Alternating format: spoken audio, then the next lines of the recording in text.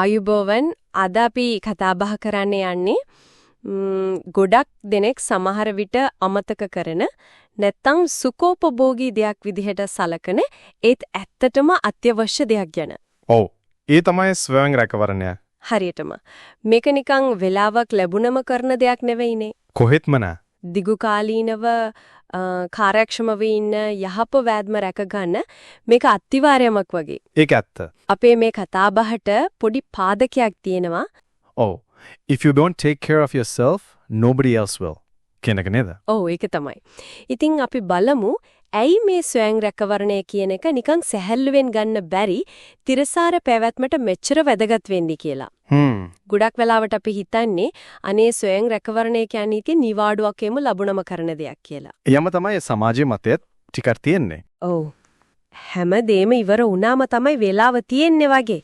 ඒත් ඇත්ත කතාව ඒකේ තමයි අනිත් හැමදේම හරියට කරගෙන යන්න අවශ්‍ය. ශක්තිය දෙන්නේ. හරියටම. ඒ ඉන්ධන නැතුව කොහමද දුවන්නේ නේද? ඒකනේ.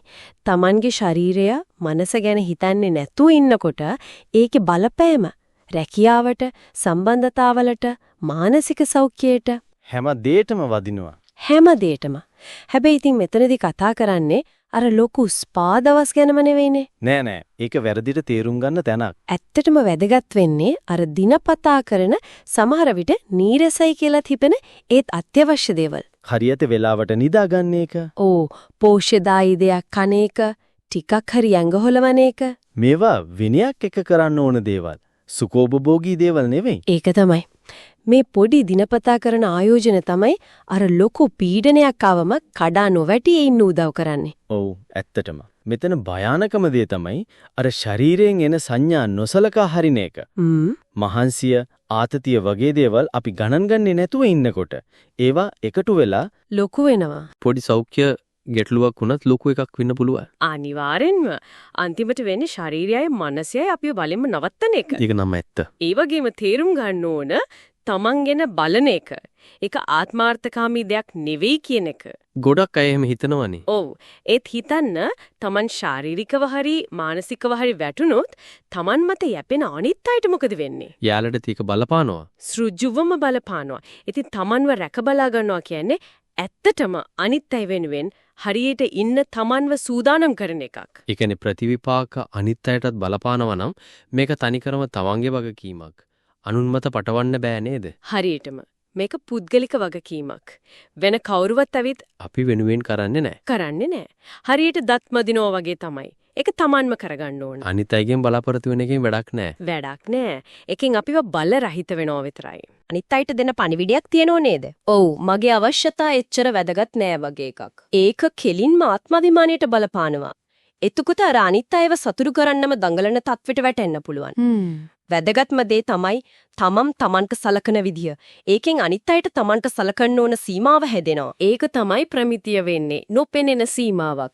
අගෞරවයේ ඉවසන් ඉන්නකොට අපි අනිත් අයට උගන්වනවා ඒක කමක් නෑ කියලා. ඒක ඇත්ත. අර කතාවක් තියෙන්නේ හිස්කෝප් එකකින් වක් කරන්න බෑ කියලා. ඔව් අපි ඒක දන්නවා. ඔළුවෙන් තේරුම් ගත්තට වැඩේදී කමතක වෙනවා. තමන්ගේ ශක්තිය, මානසික ශක්තිය අඩු වුණාම අනිත් අයට හරියට දෙන්න දෙයක් ඉතුරු වෙන්නේ නෑ.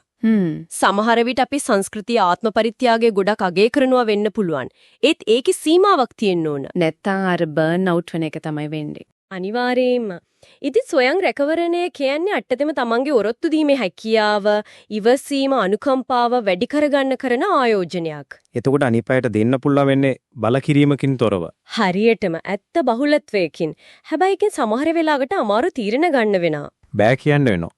ඕ බෑ කියන්න විවේකයක් ගන්න. ඒ කියන්නේ ජීවිතේ අනිත් හැමදේම රඳා පවතින්නේ මේ සෞඛ්‍ය කියන අත්විවරණය මත කියන එක නේද? ඇත්තෙන්ම ඉලක්ක සම්බන්ධතා හැමදේම ඒත් අපි නිතරම ඕක තමයි අන්තිමට තියන්නේ. ඇයි ඒක තමයි පුරුද්ද වෙලා තියෙන්නේ සමහර විට. ඒත් සෞඛ්‍ය කියන්නේ ලෙඩක් නැතිව ඉන්න එක විතරක් නෙවෙයිනේ. නෑ ජීව ශක්තියෙන් ඉන්න එක. හරියටම ජීවිත විඳින්න ශක්තිය තියෙන එක. අර නිନ୍ଦ, පෝෂණය, ආතතිය වගේ දේවල් නොසලකා හරිනකොට ඒකේ බලපෑම ටිකෙන් ටික එකතු වෙනවා. එක දවසින් පේන්නේ නෑ. නෑ ඒත් දිගකාලිනව බලපානවා. මොකද ශරීරයයි මනසයි කියන්නේ එකක්. වෙන් කරන්න බෑ. එතකොට මේ හැමදේම එක අපි කොහොමද ඇත්තටම අපිටම සවන් දෙන්න පටන් ගන්නෙ. අර ඇතුලෙන් එන සංඥාවලට. ඒක තමයි ප්‍රධානම අභියෝගය. මොකද තමන්ගේ ඇතුලේ වෙන දේ මහන්සිය, පීඩනය, සතුට ඒක ඇත්තටම දැනෙන්නේ Tamanට විතරයි. ඒ සංඥාවලට අවධානය යොමු කරන්න ඕන. ගොඩක් වෙලාවට අපි කරන්නේ ඒක යටපත් කරන එක. කමක් නැහැ. තව ටිකක් දුවන්න පුළුවන් කියලා හිතනවා. ඔව්. ඒත් ඒකෙන් ප්‍රශ්නේ කල් යනවා විතරයි. ඒ නිසා දවසකට පොඩි වෙලාවක් අරන් මම ඇත්තටම කොහොමද ඉන්නේ කියලා Tamanගෙන් අහන එක වැදගත්. මුලදීම අල්ලගත්තොත් ලොකු ප්‍රශ්න වලකෝ ගන්න පුළුවන්. අනිවාර්යෙන්ම තමන්ගේ සීමාවන්ක ගරු කරන්න ඕනේ. වරදකාරී හැඟීමක් නැතුව. ඒ වගේම මේ කතාබහේ මතු වුණ තව දෙයක් තමයි අර තමන්ගේ මානසික සාමය ආරක්ෂා කරගන්න එක. ඔව් ඒක ශක්තියේ ලකුණක්. දුර්වලකමක් නෙවෙයි. තමන්ගේ අභ්‍යන්තර සංසුන්භාවයට බාධා කරන දේවල් වලින් ඒක පුද්ගලයෙක් වෙන්න පුළුවන්, තත්ත්වයක් වෙන්න පුළුවන්. ඔව් ඒවයින් අයින් වෙන්න තියෙන හැකියාව ආත්ම ගෞරවයේ කොටසක්. ඒක වැදගත්. ඒවා හරියට පාරකේ තියෙන මාර්ගෝපදේශ වගේ. තමන්ගේ ජීවිතේට, තමන්ගේ අවකාශයට මොනවද ඇතුළ කරගන්නේ මොනවද නැත්තේ කියන එක ගැන තමන්ම කරන පෙරීමක්. සෞඛ්‍ය සම්පන්න සබඳතාවලට ඒක අත්‍යවශ්‍යයි. අනිවාර්යයෙන්ම තමන්ගේ සාමය ආරක්ෂා කරන එක ආත්මార్థකාමී නෑ. ඒක තමන්ගේ වර්ධනයට උදව් වෙන දේවල් තෝරා ගැනීමක්. බාහිර දේවල් වගේම අභ්‍යන්තර දේවලුත් තියෙනවා නේද? අර ස්වයන් සැකය සංසන්දනය කිරීම. හරියටම ඒවත් කලමනාකරණය කරගන්න ඕන. සමහර වෙලාවට නිශ්ශබ්දතාවය, විවේකය ටිකක් තනිවම ඉන්න එක. මේවා එකට උදව් වෙන මෙවලම්. ඉතින් මේ කතාබහින් කොටක් පැහැදිලි ස්වයන් රැකවරණය කියන්නේ විකල්පයක් නෙවෙයි. ඒක අපේ සෞඛ්‍යයට, සමතතාවලට, කාර්යක්ෂමතාවයට අත්‍යවශ්‍යම.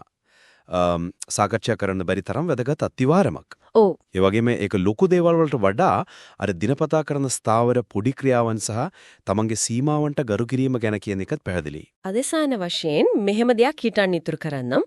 තමන්ට සලකන විදිහ අනිත් අයට තමන්ට සලකන්න ඕන විදිහ ගැන ආදර්ශයක් පණිවිඩයක් දෙනවා නම් දැනට තමන් අනුගමනය කරන ස්වයම් රැකවරණ පුරුදු වලින් එහෙම නැත්නම් ඒකේ තියෙන අඩුවකින් තමන් වටේ ඉන්න අයට නොදැනුවත්වම යන්නේ මොන වඩේ පණිවිඩයක්ද ඒක හැත්තටම තමන් යවන්න බලාපොරොත්තු වෙන පණිවිඩයමද